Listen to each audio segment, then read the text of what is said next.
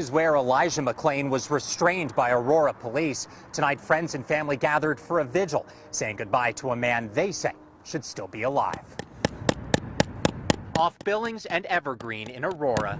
I like to get them in the ground so they don't move. Shanine McClain spent the afternoon installing solar candles, hoping to bring light to a place filled with recent darkness. This is where my son Elijah lost his life. Video from August 24th shows Elijah McClain down the block at a gas station, wearing a ski mask his family says he frequently wore while jogging. Yeah, he liked running at night, but he also had anemia. We both do. We get cold very easily sometimes, so he liked to run, but he would get cold, so he started wearing a ski mask and a jacket. But minutes after leaving this station, someone called police to report McClain as looking suspicious. When police found him near East Colfax, they say he did not respond to commands, leading to a struggle.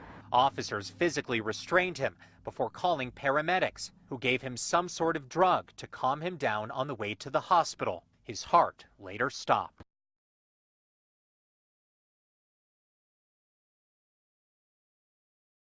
After they had told us we had to leave the hospital,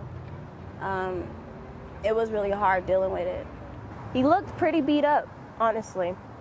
He didn't look like it was a medicine that caused it. It looked like it was something else. Tonight, hundreds gathered at sunset. Say his name!